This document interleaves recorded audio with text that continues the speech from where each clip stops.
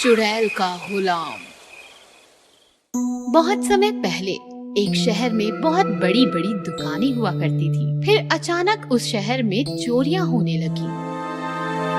भगवान, किसी ने मेरी ज्वेलरी की दुकान लूट ली।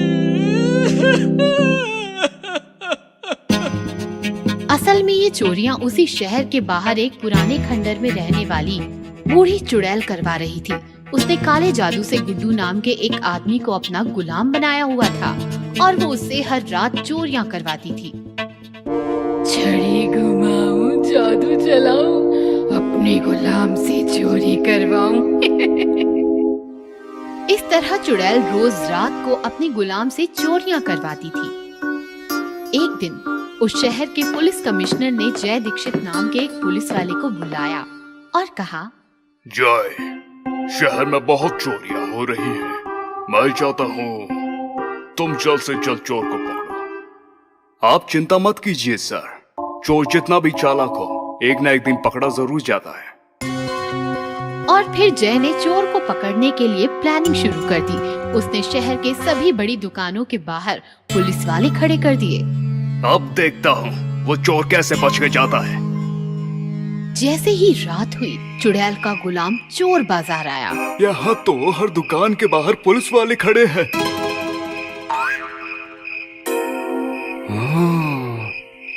मुझे कुछ सोचना होगा। तभी उसे एक आइडिया आया। चुड़ैल मालकिन से कहता हूँ, वो मुझे जादू से दुकान के अंदर भेज देंगे। अब चुड़ैल मालकिन जी, यहाँ तो हर जगह पुलिस वाले खड़े हैं, अब आप ही कुछ कीजिए। छड़ी घुमाऊं, जादू चलाऊं, अपने गुलाम को दुकान के अंदर पहुंचाऊं। चुड़ैल के ऐसा कहते ही चोर गायब होकर दुकान के अंदर आ गया। यहाँ तो बहुत सारी सोने की ज्वेलरीज हैं। इतना सारा सोना देखकर तो चुड़ैल मालकिन बहुत खुश होंगी। और फिर सारा सोना और कीमती हीरे एक बड़े से बैग में डालकर उसने एक बार फिर चुड़ैल से कहा, चुड़ैल मालकिन जी, मैंने चोरी कर ली। ऐसा कहते ही वो चुड़ैल के जादू से गायब होकर चुड़ैल के पास पहुंच गया। नहीं छोड़ूंगी कोई भी कोना, चुरा लूंगी सारा सोना।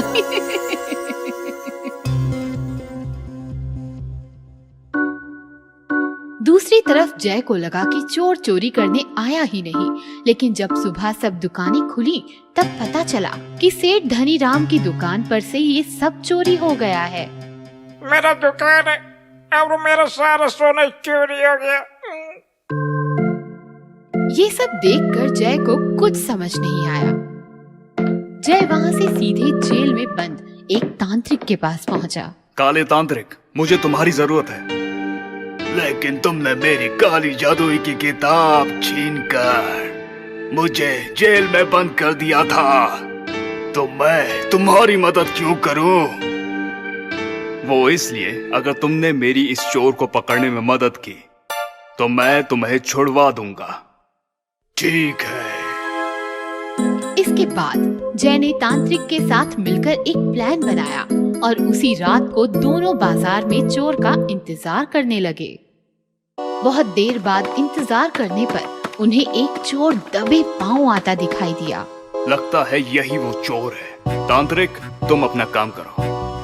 इस चोर की काली आंखें देखकर लगता है इसे किसी ने वश में किया हुआ है। मुझे इसे वश से मुक्त कराना होगा। तांत्रिक ने किताब से एक मंत्र पढ़ा। तांत्रिक की किताब में जादू, किताब के जादू, उठा दे इसके आंखों से जादू। तांत्रिक का मंत्र खत्म होते ही गुड्डू चुड़ैल के वश से आजाद हो गया। मुझे माफ कर दीजिए। मुझे उस चुड़ैल ने वश में किया हुआ था। रो मत और हमें उस चुड़ैल के पास ले चलो। गुड्डू उन्हें चुड़ैल के खंडर में ले आया। तुम सब यहाँ कैसे आए और तुमने मेरे गुलाम को क्या किया? तुम्हारा गुलाम अब आजाद है और तुम काले जादू और चोरी करने के जुर्म में जेल जाओगी। तांत्रिक, इस बूढ़ी चुड़ैल पर ऐसा मंत्र मारो कि ये कभी कोई जादू ना कर सके। तांत्रिक तांत्रिक, चुड़ैल चुड़ैल, बूढ़ी चुड़ैल का जादू हमेशा के लिए फेल। इस तरह इंस्पेक्टर जय ने एक तांत्रिक की मदद से गुड्डू को चुड़ैल के जादू से आजाद करवाया और चुड़ैल का जादू हमेशा के लिए बंद करवाकर उसे जेल में बंद कर दिया। लालची चुड़ैल। चुड़ैल के सर पर शादी का भूत। गांव का एक नौजवान मदन रात्रि में अकेले अपने गांव जा रहा था। उसके सामने एक चुड़ैल आकर खड़ी हो जाती है। प्यारे नौजवान, तुम कहाँ जा रहे हो? मैं अपने घर जा रहा हूँ। तुम कौन हो? मैं एक कुंवारी स्त्री हूँ। क्या तुम्हारा विवाह हो चुका है? नहीं। तुम मुझसे शादी कर लो। मेरी बात मानोगे तो माला माल हो जाओगे और नहीं मानोगे तो कंगाल हो जाओगे। मैं कल तुम्हें सोच कर बताऊंगा। ठीक है, मेरी बात पर गौर करना।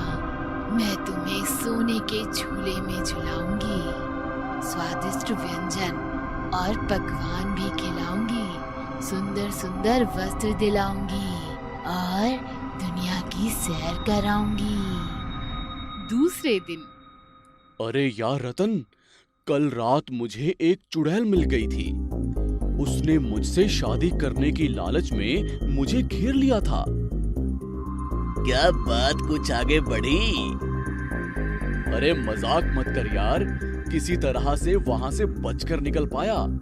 उसने कहा शादी करोगे तो माला माल, नहीं करोगे तो कंगाल। तो कर लेना शादी, हो जा माला माल। कैसी बात कर रहा है तू? तू ही कर ले उससे शादी और हो जा माला माल। अरे भाई, मुझे भी उस चुड़ैल से बचाओ। उसके सर पर तो शादी का भूत चढ़ा हुआ है। तुझे कहाँ मिल गई वो चुड़ैल? शादी, माला माल, कंगाल, सोने का झूला, यही सब कहा होगा। हाँ हाँ, यही सब तो कह रही थी। उसके मुंह से शादी की लार टपक रही थी। कई घंटे तक मुझे जंगल में घुमाया, शादी का वादा किया तब ही बच पाया। बधाई हो बधाई हो। अब मुहूर्त निकाल ले भाई। तू चुप कर। उसी रात चुड़ैल रतन को पकड़ लेती है। कहाँ जा रहा है राजा? मेरी बात सुन ले, आजा। दोनों शादी रचाएंगे, नई दुनिया बसाएंगे। मैं मुझे माफ कर दो। मेरी एक बात सुन लो। अपनी ही बिरादरी के किसी भूत से शादी कर लो। तुम इंसान हो, मेरी बात मानोगे। शादी के बाद मेरे आगे पीछे नाचोगे। भूत तो हमेशा अपनी मनमानी करेगा, मुझसे हमेशा आनाकानी करेगा। ठीक है, पंडित जी से जाकर बात करूंगा। फिर कल आकर तुमसे मुलाकात करूंगा। गांव के सारे कुंवारे मिलकर एक बहुत बड़े ऋषि की शरण में चले जाते हैं। हे ऋषिवर, मैं आपके चरणों में प्रणाम करता हूँ। कल्याण हो। कहो बच्चों, कैसे आना हुआ? ऋषिवर, एक चुड़ैल के सर पर शादी का भूत सवार है। वह हर कुंवारे से शादी करने को तैयार है। हम सभी को बहुत परेशान करती है। हमें उस चुड़ैल से बचाइए, कोई राह दिखाइए। मुझे उस चुड़ैल को यहाँ बुलाना होगा। इसके बाद उसका ब्याह रचाना होगा। इसका मतलब हम लोगों में से किसी एक को बलि का बकरा बनाया जाएगा, उसी के साथ उसका ब्याह रचाया जाएगा। नहीं नहीं, तुम लोग चिंता मत करो। मैंने एक अलग योजना बनाई है। सुनो, यह एक कुंवारी लड़की थी जो शादी के पहले ही एक दुर्घटना की शिकार हो गई। और चुड़ैल बन गई। ऋषि ने अपनी मंत्र शक्ति से उस चुड़ैल को वहाँ बुलाया और उसके साथ साथ कई भूतों को भी वहाँ प्रकट किया। हे चुड़ैल, आज तेरा स्वयंवर है, इनमें से चुन ले जो तेरा प्रिय वर है। चुड़ैल ने एक एक करके सब पर निगाह डाली और एक भूत के गले में वरमाला डालकर निहाल हो गई। उन सब की विदाई हो गई। सारे कुंवारे खुशी से झूम उठे और उन्होंने ऋषि के चरणों में प्रणाम करते हुए उन्हें धन्यवाद दिया।